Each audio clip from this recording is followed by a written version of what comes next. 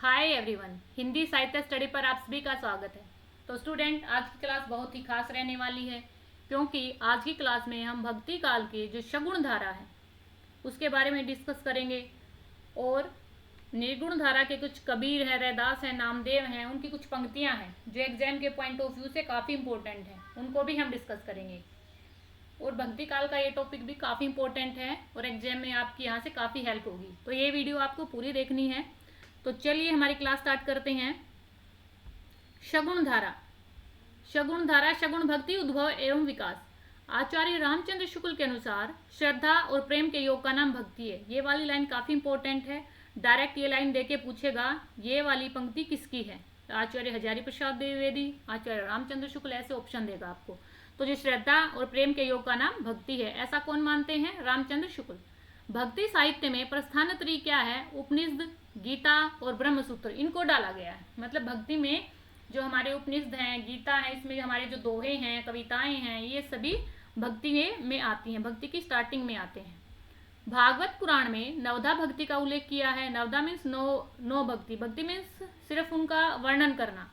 श्रवण, जैसे सुनना है, कीर्तन करना है, स्मरण करना है, सेवा करनी है, अर्चना करनी है, वंदन करना है, दास्य करनी है।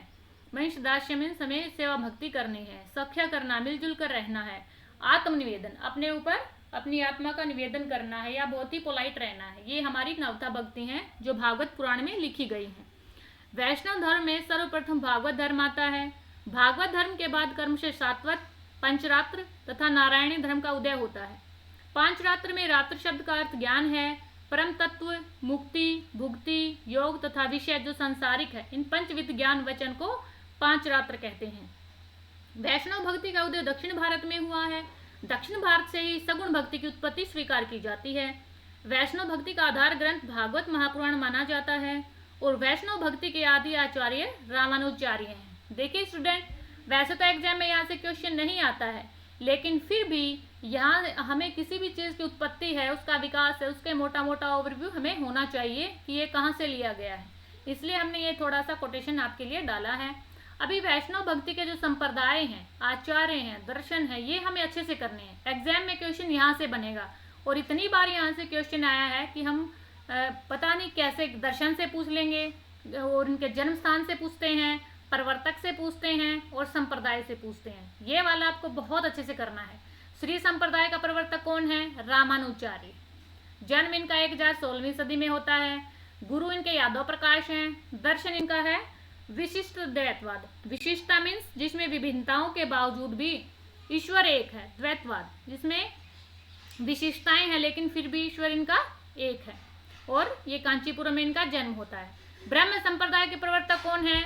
मध्वाचार्य। मध्वाचार्य का जन्म 1199 ईस्वी में होता है और इनका दर्शन कौन सा है? द्वैतवाद। जो ईश्वर और आत्मा को अलग अलग मानता है वो द्वैतवाद होते हैं और बेलीग्राम इनका स्थान है। रुद्र संप्रदाय के प्रवर्तक कौन है? विष्णु स्वामी। 1300 ईस्वी में इनका जन्म होता है। और शुद्ध अद्वैतवाद जो बिना माया के होते हैं, जो दो नहीं, जिनका सिद्धांत एक ही होता है, शुद्ध अद्वैतवाद। सनकादि। सनकादि के कौन है? निम्बकाचार्य। निम्बकाचार्य का जन्म 1114 ईस्वी में होता है और गुरु नारद मुनि हैं। और द्वैत और अद्वैत। द्वैत में जिसमें ब्रह्मा और आत्मा अलग अलग हैं और अद्वैत में ब्रह्म और आत्मा एक ही होती है, उसको अद्वैत कहते हैं। निम्बापुर इनका जन्म स्थान है। रुद्र संप्रदाय को वल्लभाचार्य ने माना है 1478 ईस्वी में। ये काफ़ी बार आपको एग्जाम में पूछा गया है। विष्णु स्वामी इनके गुरु होते हैं और शुद्ध अद्वैतवाद ही इनका दर्शन है और चंपारण इनका जन्म स्थान है। तो ये वाली टेबल आपको बहुत ध्यान से देखनी है, यहाँ से क्वेश्चन आता ही आता है। रुद्र संप्रदाय के आदि प्रवर्तक विष्णु को माना है, लेकिन कई विद्वान इसका प्रवर्तक वल्लभाचार्य को मानते हैं। वो ऑप्शन में आपको एक ही देगा, कंफ्यूज नहीं करेगा, या तो विष्णु स्वामी पूछेगा या फिर वल्लभाचार्य पूछेगा।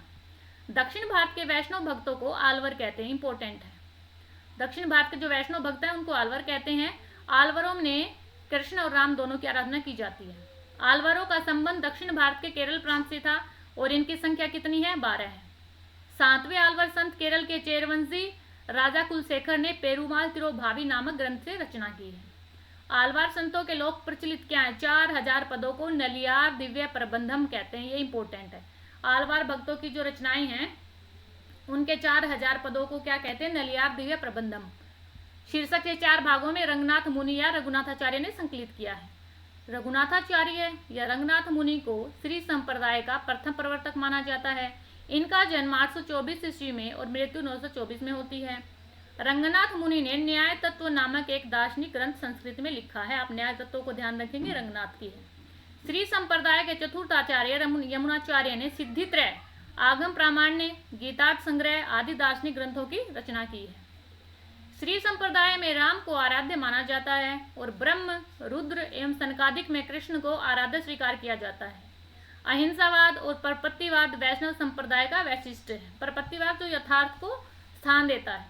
परपत्तिवाद को शरणागति भी कहते हैं। वैष्णव संप्रदाय में प्रपत्ति या शरणागति के 6 अंग माने जाते हैं, जैसे अनुकूल भगवान का अनुकूल करना, प्रतिकूल का त्याग, जो भगवान को हम याद करते हैं उसमें जो बाधाएं आती हैं उनका त्याग करना, रक्षा का विश्वास कि भगवान हमारी रक्षा करेगा, गोत्रत्व वर्ण कि हमारा भगवान ही सब कुछ है, आत्म निक्षेप अपनी बुराइयों को त्यागना, कार्पण्यता हमारी रक्षा भगवान ही करेगा। तो ऐसी बातें किसमें, प्रपत्तिवाद और वैष्णव संप्रदाय में मिलती हैं। शंकराचार्य का जन्म 8वीं सदी के आसपास केरल में हुआ था और शंकराचार्य ने अद्वैत वेदांत की स्थापना की और प्रस्थांतरी का भाष्य दिया। शंकराचार्य के गुरु का नाम गोविंद योगी था। शंकराचार्य ने स्मार्त संप्रदाय का प्रवर्तन किया। ये हमें ध्यान रखना है कि स्मार्त संप्रदाय का प्रवर्तन किसने किया, शंकराचार्य ने। कुछ विद्वान शंकराचार्य को प्रच्छन्न बौद्ध भी कहते हैं, क्योंकि इनके गुरु के गुरु गौड़पाद बौद्ध थे। दक्षिण के शैव भक्तों को नैनार कहते हैं, ये इंपॉर्टेंट है। और इनकी संख्या 63 बताई जाती है, आपके एग्जाम में आ चुका, आलवार और नैनार। दक्षिण के आलवार संतों की भाषा तमिल थी। आलवारों में प्रसिद्ध एकमात्र महिला आंदाल थी, जो दक्षिण की मीरा कहलाई जाती है। तो ये था हमारा शगुन भक्ति में जो ये मत आते हैं, इनके नैनार हैं, आलवार हैं, इनके बारे में थोड़ा थोड़ा बस आपको श्री संप्रदाय और रुद्र संप्रदाय इनको थोड़ा सा ध्यान में रखना, वहाँ से क्वेश्चन बनता है। उसके बाद हमारी जो कुछ पंक्तियाँ रह गई थी, जैसे जो एग्जाम में आती हैं आदिकाल में, उनको हम डिस्कस करेंगे। कबीरदास, झिलमिल झगड़ा झूलत बाकी रही न काहू, गोरख अटके कालपुर कौन कहावे साहू। कि झिलमिल झगड़ा मीन्स हम बिना वजह से वाद विवाद करते रहते हैं इस दुनिया में, और भगवान के यथार्थ के बगैर और कुछ नहीं है। जैसे गोरख जैसे योगी, जो गोरखनाथ जैसे योगी हैं, जो सिद्ध कापालिक हैं, वो लोग भी, उनका भी उद्धार नहीं हो पाया भगवान के चरणों में जाने के बगैर, ऐसा कुछ बोला है उन्होंने। बहुत दिवस से हिंडिया, मतलब बहुत दिन से मैं घूम रहा था, शून्य समाधि लगाई मैंने, शून्य में समाधि भी लगा ली थी। कह रहा होता जैसे ऊंट पड़िया गाड़ में दूरी परा पछिताई। जैसे ऊंट एक साइड पड़ा रहता है, ऐसे ही मेरा मन इस संसार में पड़ गया है, पता नहीं भगवान से मुझे कौन बचाएगा। ये वाली पंक्तियाँ किसकी है, कबीरदास की। डायरेक्ट पंक्ति देगा और पूछेगा कि किस कवि की ये पंक्ति है। माधो मैं ऐसा अपराधी, तेरी भक्ति होत नहीं साधी। कि हे भगवान, मैं तेरा अपराधी हूँ, मैंने तुझे नहीं भजा है, अब पता नहीं कैसे मेरा उद्धार होगा। तंत्र न जानू मंत्र न जानू, जानू सुंदर काया। कि मैं न कोई तंत्र जानता हूँ न कोई मंत्र जानता हूँ, आप ही मुझे बचाने वाले हैं। हरी रस पिया जानिए जे कबू न जाए खुमार। मीन्स आप भगवान को भजते रहिए, आपका उद्धार हो जाएगा, आपको कोई परेशानी नहीं होगी। गहना एक कनक ते गहना, मीन्स सोना, कनक मीन्स सोना। गहने जो बनते हैं वो सोने से बनते हैं। न मैं भाव न दूजा, सोना तो सोना है, आप चाहे कैसा ही गहना बनवा लीजिए, वो सोना तो सोना ही रहेगा। कहन सुनन कोई दूरी करी पापिन। तो भगवान को भी कोई बुरा कहे कोई अच्छा कहे, उससे कोई फर्क नहीं पड़ा। एक मिजाज एक पूजा, हम सब पूछते हैं, अपने तौर तरीके होते हैं अलग अलग, लेकिन भगवान तो एक ही है। मुझको तू क्या ढूंढे बंदे, मैं तो तेरे पास में। कि हे इंसान, तू मुझे इधर उधर मत ढूंढ, मैं तेरे पास में ही हूँ। ऐसा कौन कहते हैं, कबीरदास। संत नामदेव को देखिए, मन मेरी सुई तन मेरा धागा। संत नामदेव जी सीपी थे और दर्जी थे, इसलिए कहते हैं मेरा मन सुई है और मेरा तन धागा है। खेचर जी है भगवान जी, बिठुआ जी आपके चरण में मेरा मन लग गया है। सुफल जन्म मोको गुरु कीना। कि गुरु जी ने मेरा जन्म सफल कर दिया है। दुख विसार सुख अंतर कीना, दुख सुख के अंतर से मुझे कोई फर्क नहीं है। ज्ञान दान मोको गुरु दीना, राम नाम बिन जीवन हीना। कि भगवान के राम नाम के बगैर कुछ नहीं है। माई न होती बाप न होते, कर्म न होता काया। मीन्स हमें नहीं पता पहले हमारी कौन माई है कौन बाप है, कौन कहाँ से आया, हमें सिर्फ अपने कर्म करने हैं। हम नहीं होते तुम नहीं होते, कौन कहाँ से आया। कि हमें नहीं पता हम यहाँ हैं या नहीं हैं, कौन कहाँ से आया, इन सब चीज़ों के बारे में भी हमें नहीं पता। रविदास कहते हैं जाके कुटुंब सब ढोर ढोवत, फिर ही अजहू बनारसी आसपासा, कि आजकल बनारसी के आसपास बहुत से ऐसे परिवार हैं जो मरे हुए पशुओं को ढो रहे हैं। आचार सहित विप्र करही दंडवती, फिर भी जो हमारे विप्र हैं, ब्राह्मण हैं, जो संप्रभु परिवार है, तीन तिने रविदास दासानुदासा, की भगवान की ऐसी कृपा हुई, ऐसे ऐसे लोग भी हैं जो ब्राह्मण हैं, संभ्रांत वर्ग के लोग हैं, वो हमें पूजते हैं।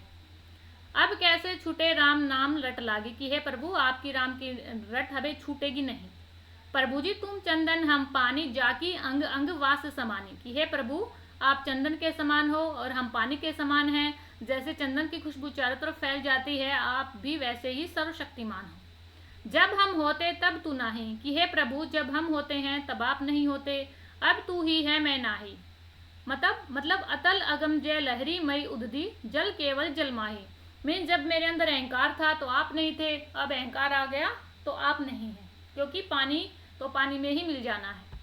मन चंगा तो कटौती में गंगा, अगर आपका मन पवित्र है, शुद्ध है, तो कटौती होता कोई बर्तन, जैसे घर में बर्तन का रखा हुआ पानी भी गंगा के समान है। अगर आप सही काम कर रहे हो, आपका मन पवित्र है, तो आपके घर में भी गंगा की जैसी पवित्रता है। गुरु नानक देव जी क्या कहते हैं, इस दम दा मैनू काबे भरोसा, आया न आया, कि इस दम मुझे जो सांसें आ रही है, मुझे सांसों का भी कोई भरोसा नहीं है, अगली आएगी कि भी नहीं आएगी।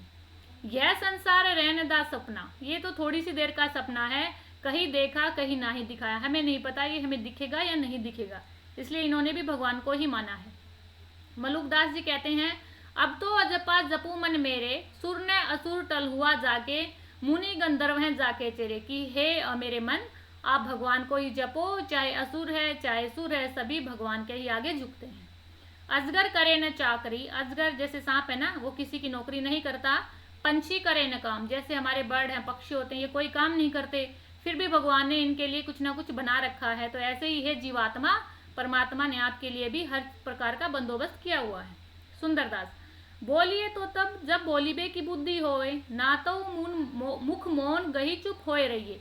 अगर आप में बोलने की बुद्धि है, अगर आप किसी चीज़ की समझ रखते हो, तो ही आपको बोलना चाहिए, ना तो आपको चुपचाप रहना चाहिए। ऐसा कौन बोलते हैं, सुंदरदास जी। तो स्टूडेंट्स, ये थी हमारी कुछ कोटेशन और कुछ शगुनधारा की रचनाएं, आपको इनको देखना है, एग्जाम में यहाँ से क्वेश्चन आता है। एग्जाम के लिए बेस्ट विशेष, और हमारे चैनल को सब्सक्राइब लाइक करना न भूलें। धन्यवाद, फिर मिलते हैं नेक्स्ट वीडियो में।